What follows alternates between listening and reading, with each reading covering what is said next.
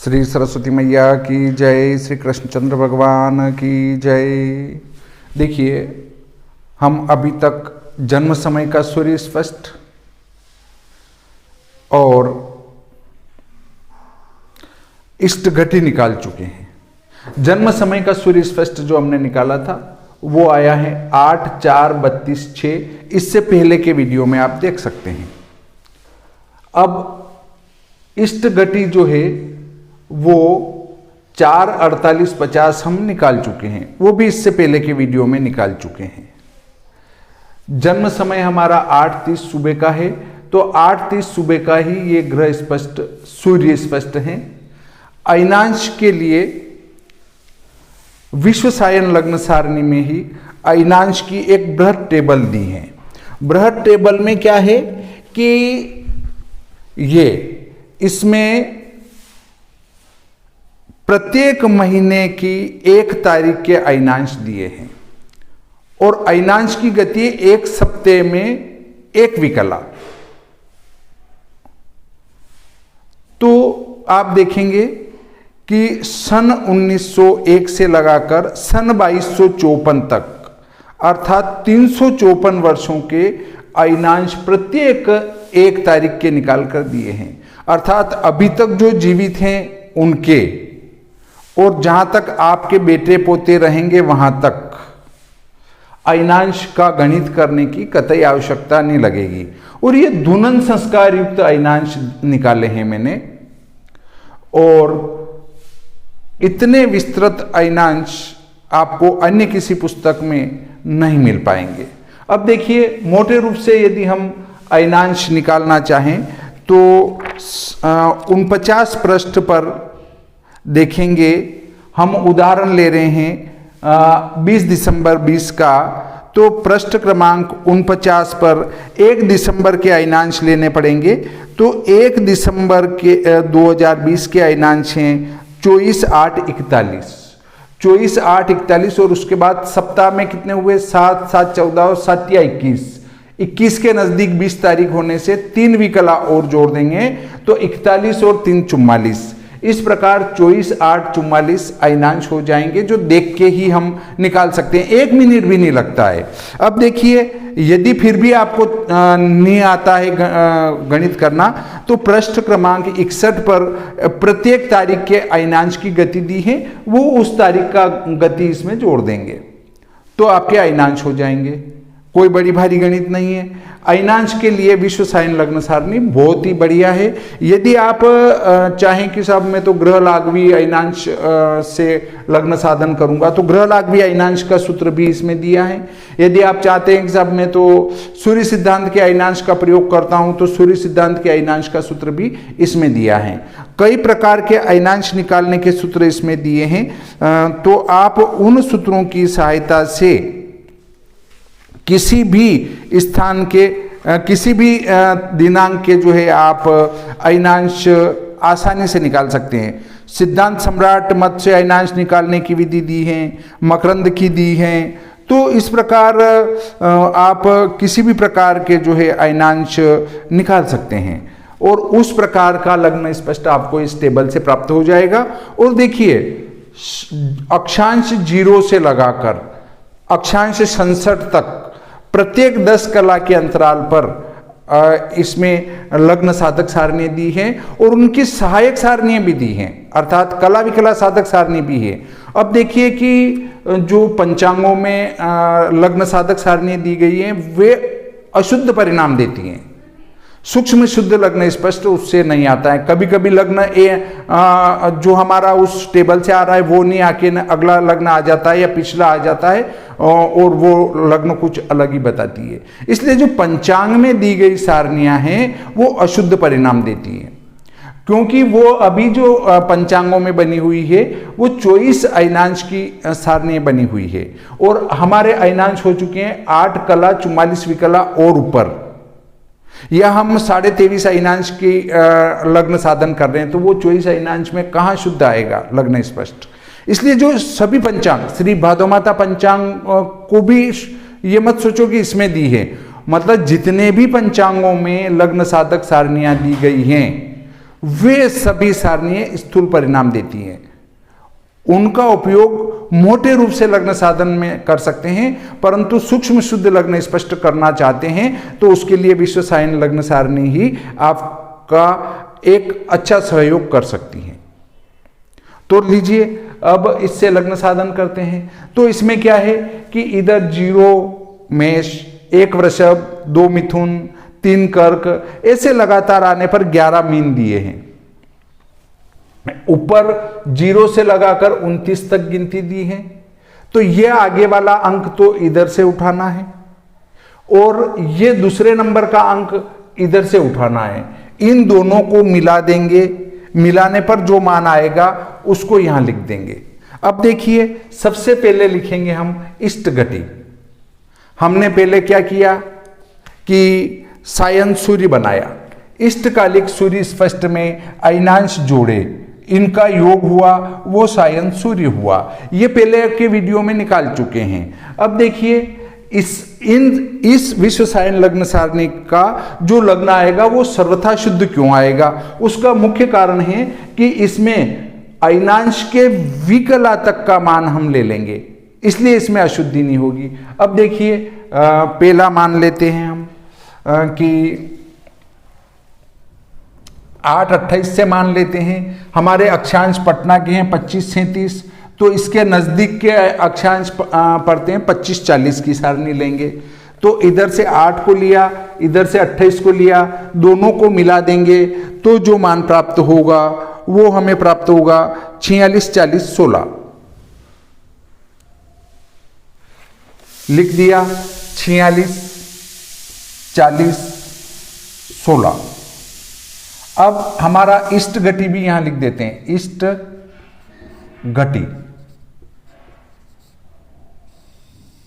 इष्ट घटी लिखता हूं मैं 4, 48 और 50, कोई दिक्कत नहीं। अब इसी सारणी के सामने वाले पृष्ठ पर दी है कला विकला साधक सारणी। कला विकला साधक सारणी में 2-2 पार्ट हैं। जैसे एक पार्ट ये लगा हुआ है अंश कला अब्लिक विकला, ऐसा लिखा है। यहां पर मान लो 0 मेष लिखा है और 11 मीन लिखा है, ठीक है। 11 मीन लिखा है। अब इसमें ये गिनती चली 0 से लगाकर इधर आ जाती है 29 तक और फिर आती है 30 से। यहाँ पर ये अगला ब्रैकेट बना है, इस ब्रैकेट में नीचे वाला आएगा और यहाँ एक और बीच में डबल लाइन बनी है। तो देखिए इसमें लिखा है 30, 31, 32 ऐसा। तो 0 मेष हो या 11 मीन हो, दोनों के लिए ये ही टेबल लागू होगी। तो अब देखिए मैं इसमें चूंकि अब कला इससे छोटा मान है अंश से, इसलिए एक पेड़ी पीछे किसका देंगे, 40 का मान लेंगे। तो इस वाले में, इस वाले का अर्थ है यहाँ 8 धनु हो, 8 धनु और दोनों कौन कौन सी मिलेगी वो बता देता हूं मैं। 3 और 8 यहां आएगा, 3 कर्क और 8 धनु, दोनों के लिए ये टेबल काम करेगी। इसमें ऊपर से नहीं देखना है, इसमें यहां से या यहां से देखना है। तो देखिए 40, यहां 40 आया, इस वाले को देखा, 40 के नीचे का जो मान प्राप्त होता है उसको लिख लेते हैं। तो 8 और 40 के नीचे का मान आता है 7, 34, 57। 7, 34, 57। अब विकला इस कला से भी छोटा है, ये 40 है। देखिए ऐसा का ऐसा उदाहरण मैंने इस पुस्तक में भी दे रखा है। यदि वहां कहीं जोड़ घटाव में गलती हो तो आप सुधार लें, विधि जो बताई है वो बिल्कुल सटीक है। अब लीजिए 50 कला का मान लेते हैं तो वो भी इसी लाइन में मिलेगा 50। तो 50 का मान लेते हैं तो वो क्या आता है, देखिए 50 का मान आता है वो 9, 28, 42। 9, 28, 42। एक एक पेड़ी पीछे खिसकते गए। अब इनका किया योग, 42, 8 7 15, 5 और 2 7 और 1 8, 10 और 4 14 और 6 20, 2 3 5 और 1 6 और 5 11 में से 6 5, 8 और 8 16, 4 4 8 और 1 9, 46 4 50 और 1 51। यदि पहले स्थान में 60 या 60 से ज्यादा हो तो 60 घटाकर फिर मान को ढूंढेंगे। अब देखिए उसी सारणी में जहां से आपने मान लिया था उसमें इस 51 36 50 को ढूंढना है। 51 36 50 इससे ज्यादा और इससे कम दोनों को ढूंढना है। अब देखिए मैं इसको ढूंढता हूं तो मिलता है 51 35 31 और 51 45 37। तो 51 45 37 तो इससे ज्यादा होता है। 51 35 31 वो इससे छोटा है। बिल्कुल पास वाला छोटा लेना है। एक तो इससे बड़ा देखना है, इससे छोटा देखना है। तो जो छोटा है उसको हमने लिया 51 35 31। 51 35 31। अब देखिए इसको घटा देते हैं। अब जो हमने मान इसको घटाया और घटाने पर यहां जो रहेगा उसको हमारा ये किसके सामने मिला है 51 35 31। 51 35 31 मिला है वो है सामने यहां तो 9 है और इसके जो ऊपर है वो है 27 है। तो हमारा सायन लग्न क्या होगा 9 27। अर्थात इधर तो मिला 9 और इसके ऊपर मिला 27, उसके सिद्ध में ये मिल रहा है तो हमने 9 27 को लिख दिया। अब जो बचेगा उसको इस 9 वाली राशि यहां एक तो आपको मिलेगा 9 लिखा हुआ और एक मिलेगा आपको 2 लिखा हुआ। तो यहां 2 मिथुन 9 मकर उसकी सीध में इन मानों को यहां ढूंढना है। जहां मिल जाए उसके ऊपर के कला यहां लिख देंगे। तो देखिए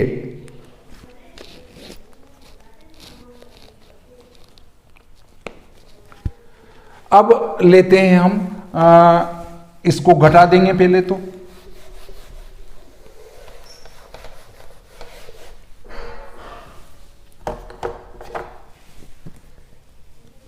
एक घटा डाला सा, अंतर आया 42 25, 10 में से 1 9, 1 6 में से 5 1। अब ये जो अवशेष बचा है इसके 3 अंक को हम ढूंढेंगे कला विकला साधक सारणी में जैसे हमने इसमें ढूंढा था।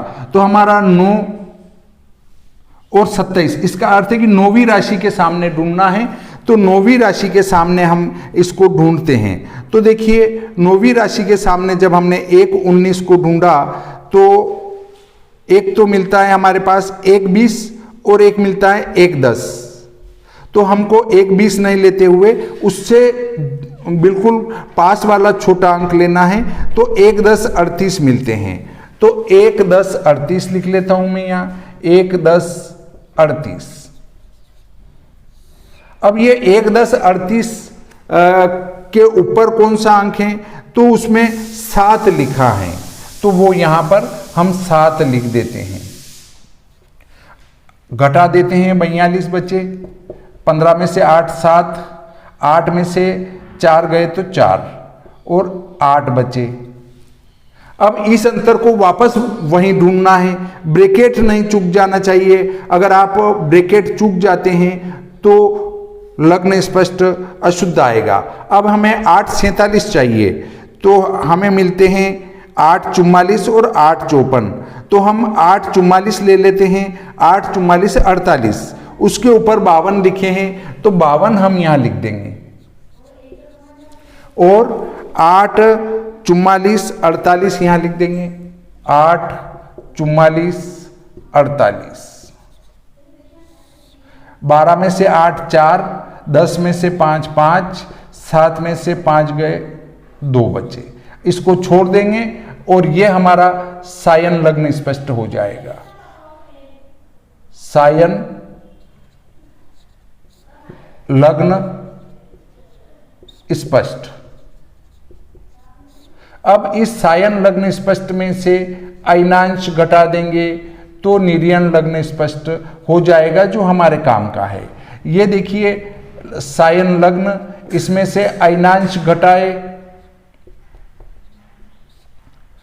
24 8 44 घटा दिया है। 12 में से 4 8 0 बचा, और 17 में से 8 9 5 बचे, और 7 में से 5 2 बचे, और यहाँ पर 9। ये निर्यण लग्न स्पष्ट आया, निर्यण लग्न स्पष्ट।